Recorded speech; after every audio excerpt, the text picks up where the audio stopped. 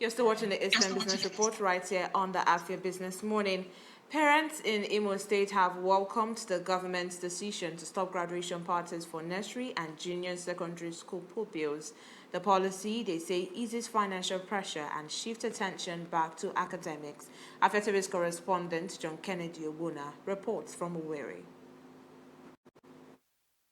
Recall that the State's Commissioner for Education, Professor Bernard Ikegwaha, had said that only primary 6 and secondary school 3 pupils and students who are in the official transition stages in Nigeria's 6334 system would henceforth mark graduation ceremonies.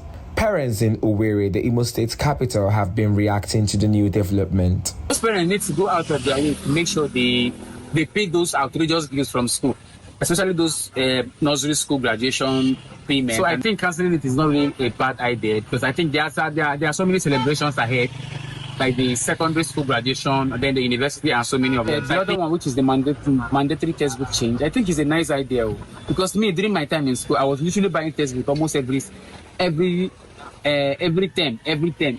We are buying textbooks. So I think it's too much. It's actually a way of cutting short on the parents' expenses lately, because things are not really moving. If you date this country, you're not saying things hard now, so it's not something new. So that is a nice idea. Yeah, so because it's costing us a lot of money. Each time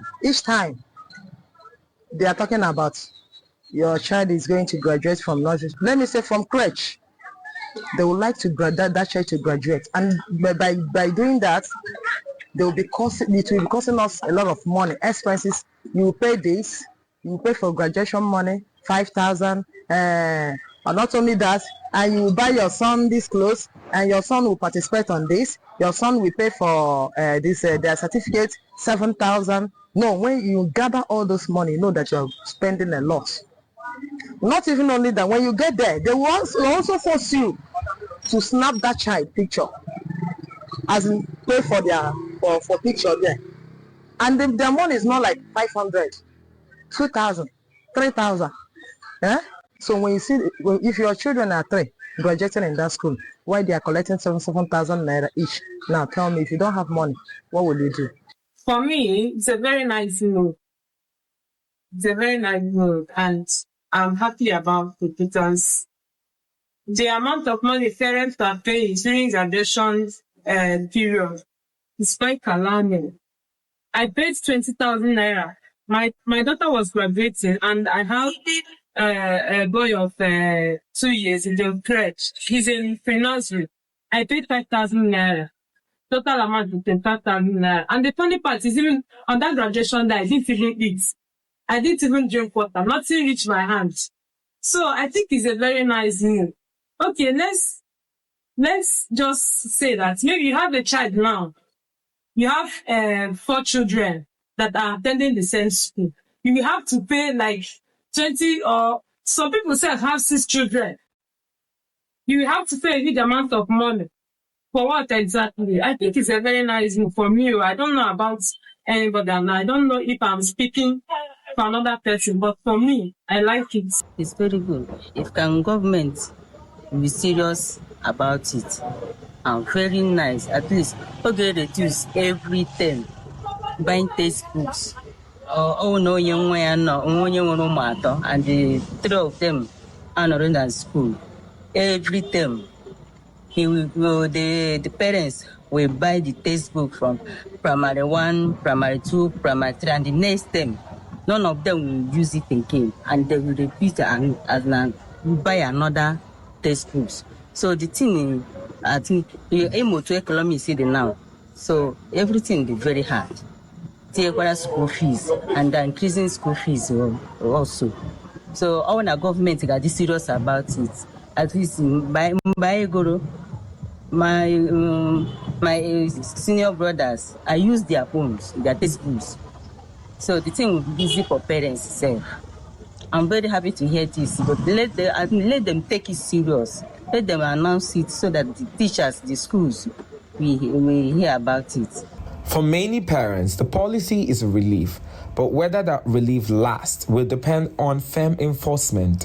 In Owerri, JohnKennedy Ogbonna reporting for Afia TV. Thank you, John Kennedy. Joining me now to talk about this virtually is Okeiyi Juliet Obiageri, Executive Director, Open Arms Initiative for Sustainable Development. You're welcome on the program, ma'am. Thank you. Thank you, Marvel. Good morning. Good morning. So we just saw the reports, and it looks like this development sits well with parents. I would like to get your thoughts. What do you think about this, the ban? And what do you think motivated the government of Imo State to place a ban on kindergarten graduations, nursery, and also the textbooks? Good morning, everybody. I think it is a welcome development because the issue of graduation for pupils in kindergarten is very, very unnecessary, if you ask me. And I'm speaking from a personal perspective and an experience I had just this July. I have a little child who they said is graduating from kindergarten, from nursery 3. And when I saw the amount that the school was requesting for, it didn't sit well with me. They put it out on the platform, and I had to call the school management. I called the PTA, called the school management, and I insisted that that thing was too much for me as a parent and for other parents. I also cited some of the examples that parents who were just interviewed cited. If you have 2, 3, 4 children in the school, it means you go stealing. But the challenge there is why you think that you are trying to make sure that the right things are done. Parents are seeing it as an angle for competition. A lot of parents said there was nothing wrong about it, that the school should go ahead and all of that, because of unnecessary competition. So for me, I think the ban is timely. And I thank the Ministry of Education, the commissioner who has just come up with this ban. It is timely and it is a way forward, because I don't know what a child that is still in kindergarten is graduating for. Even Or GSS, a child it's not just kindergarten. We also have GSS 3 pupils. That's exactly what I'm saying now. I don't know what a JS3 student is also graduating for. You still graduate and you come back to that school to do SS1. Or you leave that school and go to another school and still continue. So it is good if it is done at the level of SS3 and at the university level. At the level of SS3, it should also be very moderate. There should be stipulations to what should not happen, because the competition, even for SS3 students, is out of this world, and I don't think it is necessary. All of those are not necessary. Yeah, so we've been hearing from parents. You're also a parent, and the reports that just played to it, parents or guardians saying they're happy with the development. But what are proprietors saying there in Imo State? Proprietors, of course, owners. Most are they okay proprietors, with the development? of course, most proprietors and proprietresses think it is their business and that they can run it the way they want. For me, what they are saying at this point may not necessarily be relevant. What matters is what the regulators are saying. And by the regulators, I mean the policymakers, the government. So what the government is saying is necessary. And if you have read the document that was published, the commissioner was specific.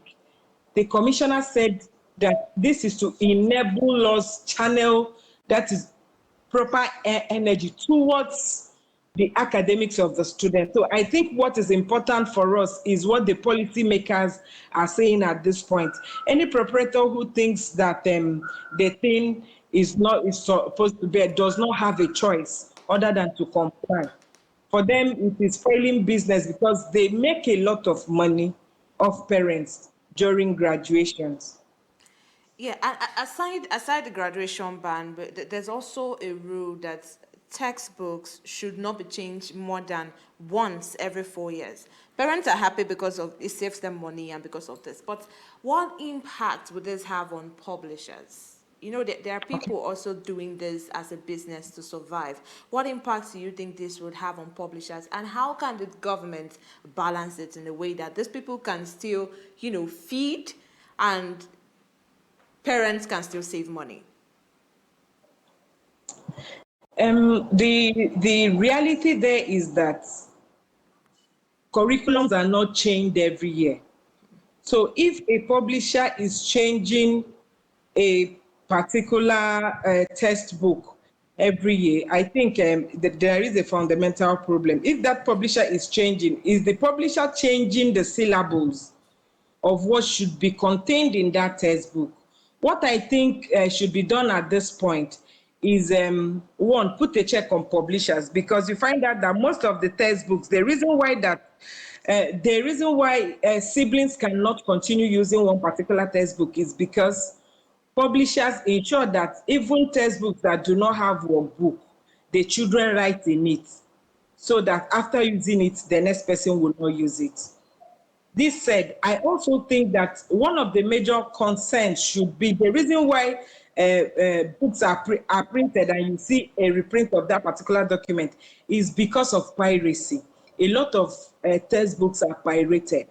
So the government should also look into checkmating issues around pirating textbooks and intellectual properties of people who put in a lot to ensure that text materials are produced for our educational system. I think the issue of piracy should also be looked into, because it is also a critical component of this discourse.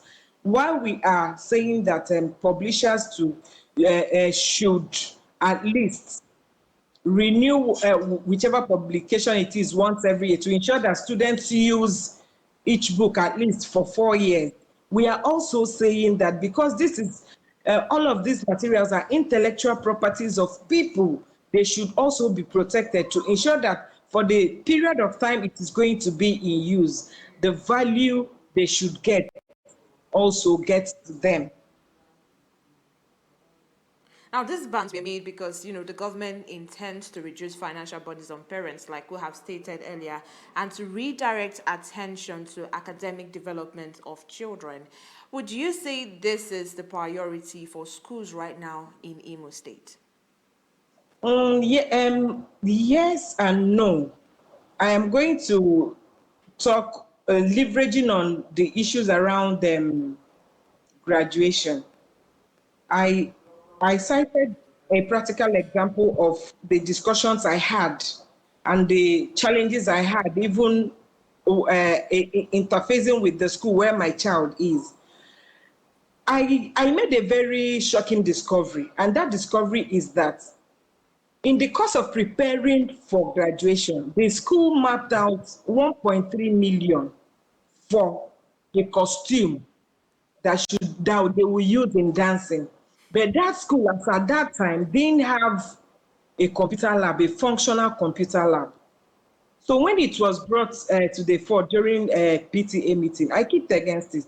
I said, we can't approve all of those money from the PTA post for costume. Rather, we should channel it into equipping their computer lab to ensure that our children are up to date in computers, because this is the era of CBT and all of those. So you find out that the priority of most schools have actually shifted from giving sound education to our students to chasing frivolities. We call it the name it is. We look at unnecessary competition, frivolities, giving children dance skills, which I am not saying is absolutely wrong. But the basic reason why every child is sent to school is to learn. So attention is fast changing or shifting from core learning to other things that are not necessary at this formation period. But they say all work and no play makes Jack a dull boy. Don't you think, I mean, while learning, we should also infuse this in our children's lives? Yes, we should infuse extra curriculum activities, but we should take into cognizance the core needs of these children. In a school where a computer lab is not functional, and you come into the school and you find out that this school does not have a computer lab, all you can begin to think of is to buy a costume instead of prioritizing, okay, let's get the computer lab functional, then look for how we can at least get one or two out of the costume to help the children in learning other things. The core here for me is educating our students, educating our children, and ensuring that they pick the basic educational skill, which looking at the example I'm citing, having basic computer knowledge, even at a very tender age, is very key. So we can't be leaving out things that are very necessary for the development of our children and looking at things that are unnecessary. Yeah, so in your view, what areas in education, from what you've observed in Imo State and, in schools in Imo State, what areas in education should the government pay more attention to? Okay. Thank you for this question. The education sector in Imo State is struggling. I wouldn't say it's in decay. It is not in decay because the government have really put in a lot to ensure that the educational system in Imo State is revived and that children who are raised in Imo State educationally can compete favorably.